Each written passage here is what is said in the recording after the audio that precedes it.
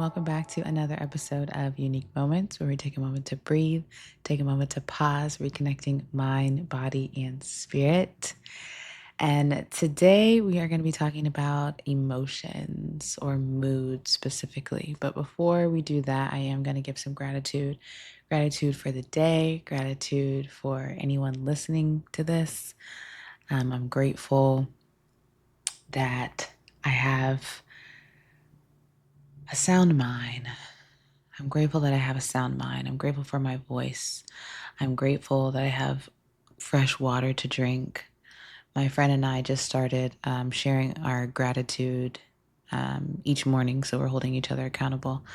And it's just the little things. I'm grateful for the big things too, but I'm just grateful for the little things. I'm grateful for my dog. I'm grateful that I have fresh air that I can breathe in. Well, fresh is relative, but we're in a state of gratitude. I'm grateful that I do have fresh oxygen to breathe in.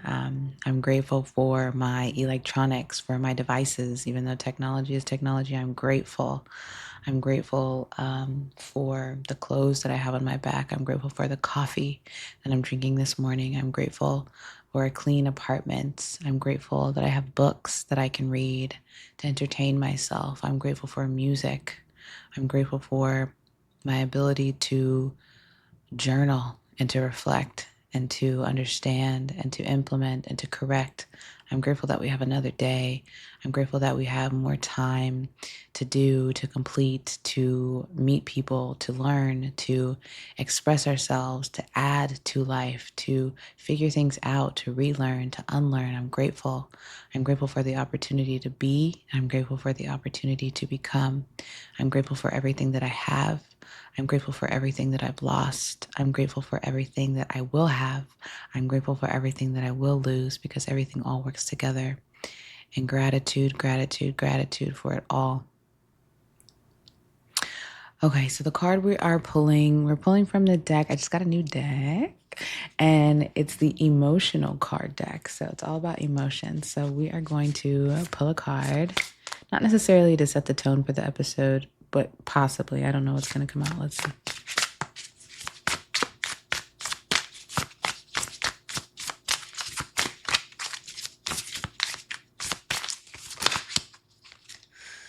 Okay, the card. Oh, interesting. The card is breakthrough.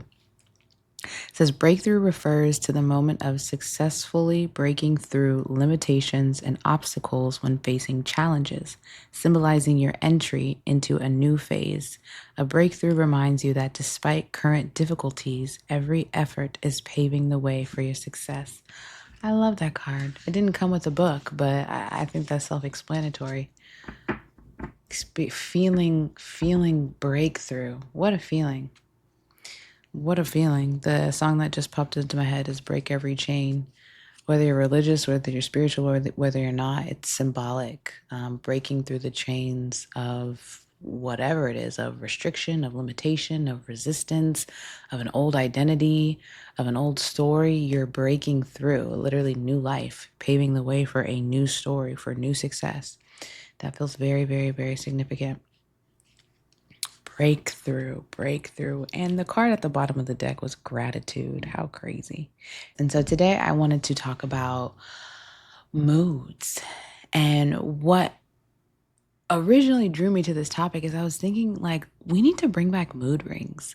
And I know mood rings haven't gone anywhere. They definitely still sell them. They're definitely still available. But I feel like in the past, we were living in the future. In the past, we were living in the future. Because I was thinking about that. Like, one is just a cool thing to have, you know, ooh, my ring changes color based on my mood. Like, I just thought that was so cool. But then I started doing some research and, you know, how do mood rings even work?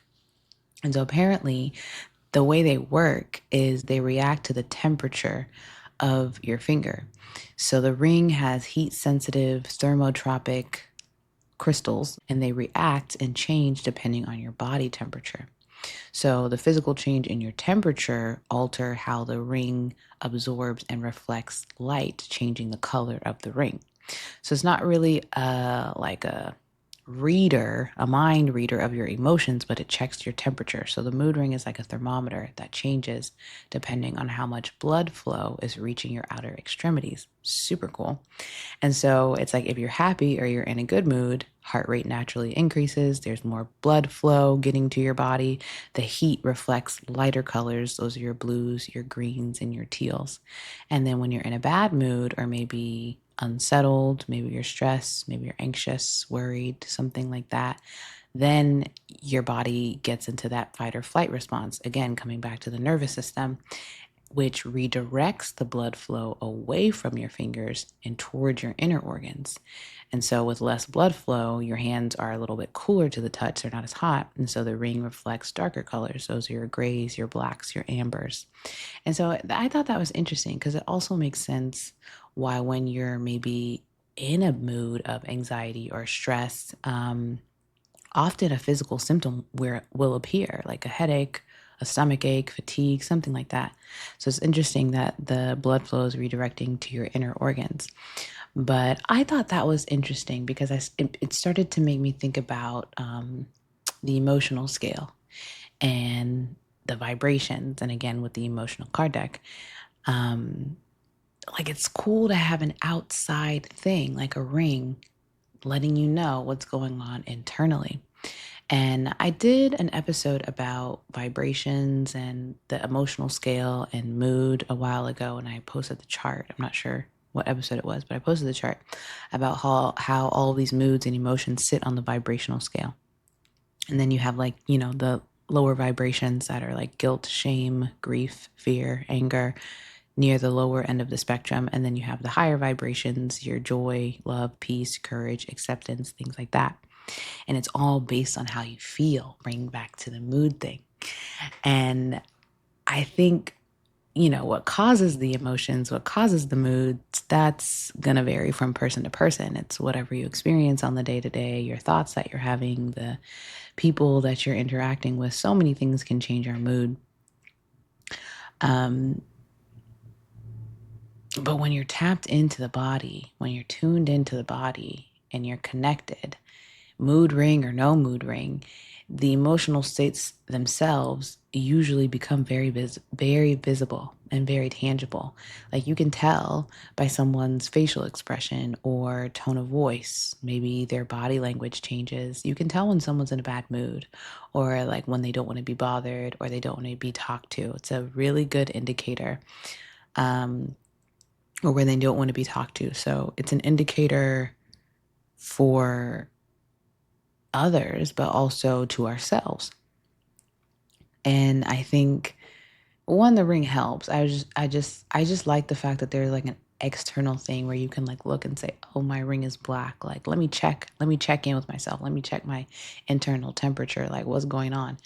Because I think if you're not naturally tuned in to your emotional body and to your feelings and your mood and how things fluctuate, or if you're not naturally doing that, I think you can kind of bypass a lot of being in a bad mood or mask being in a bad mood or covering it up. And sometimes you need to do that for life. Sometimes it's not always put all of your emotions out on display. But again, with the bypassing, and that eventually does hinder you because it just doesn't let you confront the emotion.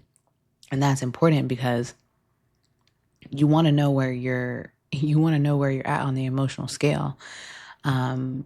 Because going back to the law of attraction, you attract what you are. And so if we're talking about mood and different states, emotional states, why is that important? It's important because whether you're aware of it or not, whether you're conscious of it or not, you're attracting things to you 24/7. That's quite literally the only things you're actually being experienced in your life, because you're attracting them to you. And you're attracting them to you based on your state, based on whatever you're vibrating at. And so it's not what you want, it's not what you wish for, it's not what you dream, it's not what you affirm. In a way, sure. In a way, sure. Say your affirmations and you're attracting everything that you want on your vision board. Yeah, that works. But the only way that works, is because by doing that, by writing it out, by saying it, by repeating it, by imagining, by visualizing, you're being in the energy of that thing. You're being in that state of that thing. You're visualizing yourself being joyful. You're affirming that you're experiencing joy, that you are happy, that you have a great life. You're affirming these things, which puts you in the energy of those things, which puts you in that state, which puts you in that vibration. And so when you're vibrating, when your thoughts are vibrating at a level of joy, when your imagination is vibrating at a level of joy, when everything that you write, everything that you see, everything that you do, it all comes back to this state, your reality has no choice but to show you that, but to mirror that to you. But it works the other way too. And that's why it's helpful to know, okay, what am I feeling? What is my mood? Check in, like, what is my mood? Because and that just affects everything else. And sometimes you don't have to physically ask yourself, you can see by what you're attracting. If you notice that you look up and everybody around you or everything around you is like kind of in a negative vibration or a negative holding pattern, or people aren't really speaking life or speaking positivity, that says something about your mood. That says something about your state, your current state, your emotional state, and what you're attracting to you, whether we like it or not, whether we want to look at it or not. It's the truth. It's the truth. And the mood is so important because if you observe and notice, maybe not 1 day or 2 day, but let's say you observe yourself over a period of 2 weeks. And if you notice, okay, what is my mood primarily? Am I consistently content? Am I consistently maybe a little sad, a little stressed, a little anxious? Like, what's my dominant, consistent mood state? How am I being? Keeping track of that, even for 3 weeks or a month. And then comparing that, okay, what have I experienced this month? What have I experienced within the next 2 weeks? And seeing if it matches up. If you tracked your mood for 2 weeks and you were predominantly in a state of, let's say, stress, and then you looked at your experiences and maybe you had some stressful experiences, that's kind of how that would correlate. If you're predominantly vibrating or your mood is kind of at an even state of a satisfaction or contentment or even happiness, then I'm sure when you reflect back at what you experienced over those 2 weeks, it would probably lean more toward that. And so I think that would be kind of a cool experiment to do, just to see. Because I mean, I've seen this in my own life. It's like I notice when I'm having a good day. When I'm having a good day, I'm hardly in a bad mood. And when I'm in a bad mood, I'm hardly ever having a good day. Like that's just how it works out, unfortunately. But the good thing is that we always have the opportunity to change that. And we always have the opportunity to alchemize the emotion, but we can't do that if we don't know how we're feeling in the first place. So I think mood rings would be a great thing to do and bring back. But like, say you don't have the mood ring, say you don't, whatever, maybe you don't believe that it actually works. I think it still would be worth paying attention to what your predominant state is most of the time, and not in a fake way, in a real way. Because around, friends, around family, at work, when you have to kind of be on, when you have to put on a face or your persona, your personality, or whatever it is to get through whatever you got to get through, I don't think that counts because it's like not a fake emotion, but it's a curated emotion. And so I think it only counts when we're looking at, okay, what are my authentic, genuine emotions without having to people please, without having to placate, without having to assume a role or a position or to whatever. What are my real, authentic, genuine emotions that I feel on a constant day-to-day basis? And I think that would just be a good exercise to do, just to see where you're at. Just to see where you're at. If you are vibrating at a negative frequency, okay, look at that. Ooh, maybe you don't have to dissect it. I'm going to dissect it every time. Like, why am I doing that? When did I start feeling like that? What thought led me to feel like that? What actions have I been doing that put me in this state of awareness? Um, and then the opposite of that, if you are feeling very good, or maybe you're having a lot of great experiences, or things are happening, opportunities are coming to you, you're probably in a very good mood or a very good feeling state, a very good emotional state. And it's like, okay, what can you do to maintain that? And Marty Supreme, one thing he said, I forget what scene it was, but someone was asking him if he ever thought about losing the whole ping pong thing. And he was like, that doesn't even enter into my state of consciousness. And it's like, that's how you have to think. Like, a negative thought can only get in if we invite it in. If you're vibrating at a high frequency, at a high level, someone with high confidence, with reassurance, with self-assurance that everything is always working out for you and nothing but good is happening, even if the circumstances show that bad things are happening, it's about your state. It's about what can you hold? What mindset can you hold? And this is where I mean, it all works together, mind, body, spirit, but like, what state can you hold? What frequency can you consistently vibrate at? If you're vibrating high and someone around you comes with negativity, you either adopt their mood or their attitude and you commiserate and you agree, and now y'all are both in this negative low vibration, or you naturally repel it because it's out of alignment. It's out of alignment, quite literally. When you're in a good mood and someone's in a bad mood, it's a mismatch automatically, and you both feel it. But it's whatever dominant vibration or whatever the dominant mood is, that's what's going to take over. And it doesn't always have to be a positive thing. Sometimes the negative emotion can be dominant. So that's why, again, you have to have the discernment of realizing where you're at. And our emotions and our moods do a lot for us if we allow ourselves to sit still long enough to observe them, not push away, not fake acknowledge, observe and see what's going on, see how you're actually feeling. See how you're actually feeling. And so my invitation this week is to see how you're actually feeling. Like, when someone asks you, how's your day or how are you, resist the urge to say good or to say fine or to say tired or whatever the generic 4 recycled, reused terms that you use when someone asks you how you're doing. Like, resist that automatic urge. Resist the urge to like just say the thing that you say on autopilot. Like, really assess and examine, how am I doing today? I encourage, how am I feeling is better than how am I doing? Because a lot of the times I notice when I ask people, oh, how are you? How are you feeling today? They always reply with something that they're doing. And it's like, I don't know if you missed a question. I don't know if you're avoiding it. I don't know if you really don't want to answer. Do you not comprehend?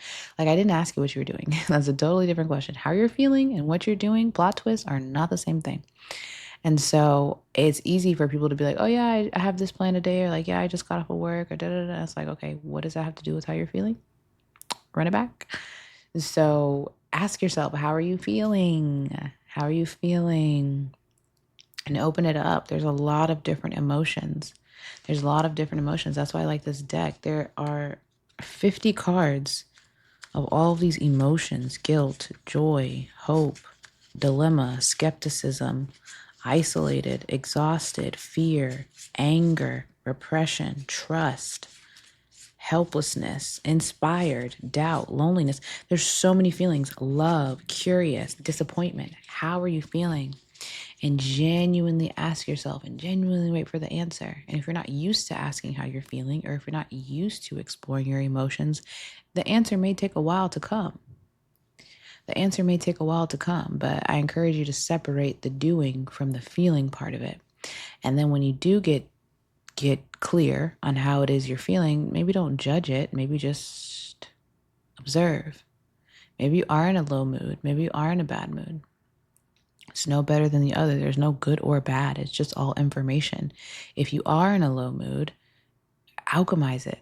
How can you change that into a positive? Go hang out with a friend, take a nap, watch a movie, work out, eat a nice meal. If you're in a great mood, stabilize it. How can you enhance? How can you add to, continue to do things that support that positive energy? And so before I close, I want to take 3 intentional deep breaths together. Whenever you're ready, wherever you are, we inhale and exhale. Again, inhale, exhale. Last one. And release. And until next time.